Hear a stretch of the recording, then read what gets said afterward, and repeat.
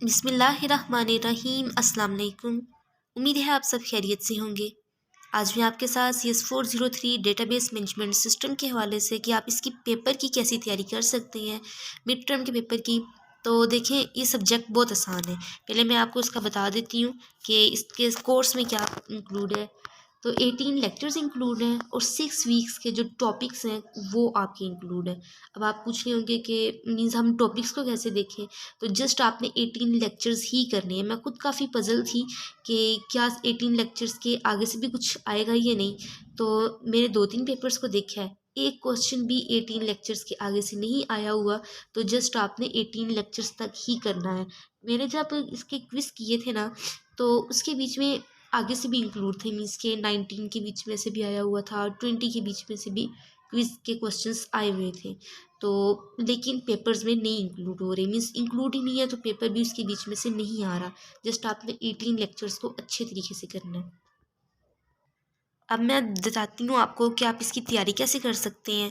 वो थोड़ी थोड़ी सी बातें उनको नोट डाउन कर लें, इंशाल्लाह आपके पेपर की अच्छी तैयारी हो जाएगी। देखिए, फ़ाइल्स तो मेरे पास बहुत ज़्यादा हैं। देखें कितनी सारी फ़ाइल्स मेरे पास पड़ी हैं, लेकिन इनका कोई भी फ़ायदा नहीं है, क्योंकि इसके बीच में से सिर्फ 1 या 2 या हद 3 MCQs आए होंगे और कुछ भी नहीं आया। तो मैं आपको यही रेकमेंड करूँगी कि आप अपने जस्ट हैंडआउट्स को देखें। ये तो एक ग्रुप की फ़ाइल्स है ना, अगर मैं आपको दूसरे ग्रुप खोल के दिखाऊँ तो वहाँ पे भी बेतहाशा फ़ाइल्स पड़ी होंगी, लेकिन अगर आपको सारी भी कर लेना तो उसका कोई फ़ायदा नहीं होगा। हमें ज़रूरत है तो जस्ट हैंडआउट पे फोकस करने की ज़रूरत है, क्योंकि हमारा पेपर तो वहीं से आएगा। ये पता नहीं किसके हैंडआउट्स हैं, मुझे ये भी नहीं पता, लेकिन ये बहुत ही बेस्ट हैंडआउट्स हैं, क्योंकि इसमें साथ साथ इंपॉर्टेंट पॉइंट्स को भी इन्होंने हाईलाइट किया हुआ है, और साथ में इसका इम्पोर्टेंट ये जो की पॉइंट्स होते हैं ये भी दिए हुए हैं, खुद लिखे हुए हैं, कि ताकि आपको बेस्ट कॉन्सेप्ट आ जाए। यही बात अगेन कहूँगी मैं कि आपको कोई भी ज़रूरत नहीं है कि आप किसी पास्ट फाइल को देखें, मिड टर्म फाइल्स को देखें, पास्ट पेपर्स को देखें या पास्ट क्विज़ेस को देखें। अगर देखना है तो क्विज़ 1 की फाइल्स को जो इस साल हुए हैं, इस सेमेस्टर के हुए हैं, या क्विज़ 2 की फाइल को देखें। बेशक आपके 27 क्वेश्चंस हैं, MCQs हैं, जिनमें से आपने 22 के मतलब मार्क्स लगेंगे, और 2 क्वेश्चन आपके 3 मार्क्स के हैं, जिसमें से 1 के मार्क्स आपके लगेंगे, और 2 क्वेश्चन आपके 5 मार्क्स के होंगे, जिसमें से आपका एक 5 मार्क्स के क्वेश्चन का मतलब मार्क्स लगेंगे। तो ये बात तो जब रिज़ल्ट आएगा तब पता चल जाएगा सही तरीके से कि इन्होंने कौन कन्फर्म हो जाएगा कि इन्होंने किसके मार्क्स लगाए हैं, पूरे पेपर के लगाए हैं या बीच में चॉइस दी हुई है या नहीं दी हुई। तो बेसिक जो आपका फोकस होना चाहिए हैंडआउट्स में होना चाहिए, क्योंकि पेपर आपका इसके अंदर से ही आ रहा है, किसी बस थोड़ा सा कॉन्सेप्चुअल आ रहा है।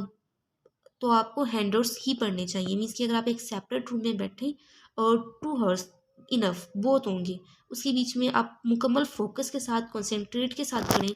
तो ये देखिए, हाईलाइटेड हैंडआउट्स ऐसे किसी ग्रुप से ले लें और उधर से आप तैयारी कर लें। अगर मुझसे हो सका तो मैं इसका लिंक आपको डिस्क्रिप्शन में दे दूँगी, वहाँ से आप तैयारी कर लीजिएगा। लेकिन ऑनेस्टली यकीन जाने 2 घंटे से ज़्यादा टाइम आपको नहीं लगेगा और आपकी इस पेपर की तैयारी हो जाएगी।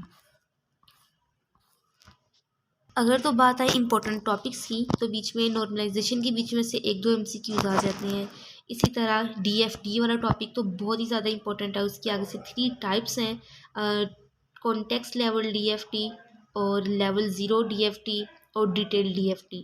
तो इसमें से लॉन्ग क्वेश्चन आता है, ऑब्जेक्टिव भी आता है। अगर कीज़ को देख लिया जाए तो 6 आपके पास कीज़ हैं, प्राइमरी की, सेकेंडरी की और कैंडिडेट की और सुपर की, सेकेंडरी की, ऐसे करके टोटल आपकी फ़ॉरेन की 6 कीज़ हैं, ठीक है। इनके बीच में से बहुत ज़्यादा आपका पेपर आता है, और सुपर टाइप और सब टाइप इसके बीच में से आता है। ये इंपॉर्टेंट टॉपिक्स हैं, इनको लाजमी कवर कीजिएगा। डेफिशिएंसी वाला टॉपिक बहुत इंपॉर्टेंट है, उसको भी लाजमी कीजिएगा। ER डायग्राम वाला, ER डेटा मॉडल वाला बहुत इंपॉर्टेंट है। जैसे कि डेटा मॉडल के आगे से 3 टाइप्स हैं, ER डेटा मॉडल, और आगे से थी रिलेशनल डेटा मॉडल, और थर्ड वन थी रिकॉर्ड बेस्ड डेटा मॉडल। और उसके आगे से जो इसकी फर्दर टाइप्स थी, उसमें हायरार्किकल डेटा मॉडल थी, नेटवर्क डेटा मॉडल था और रिलेशनल डेटा मॉडल था, वो भी था, और नेटवर्क डेटा मॉडल, बस ये थीम थी। और ऐसे जैसे ट्रेडिशनल फाइल सिस्टम, इसके बीच में से भी MCQs आए हुए थे। तो जस्ट आपको मैं यही कह रही हूँ कि आप किसी और सोर्स से पेपर की तैयारी करने की बजाय जस्ट यहीं से कर लें, हैंडआउट से, क्योंकि आपका पेपर यहीं से आएगा। 100% श्योरिटी के साथ कह रही हूँ, क्योंकि मैं अभी ना 6-7 पेपर देख चुकी हूँ।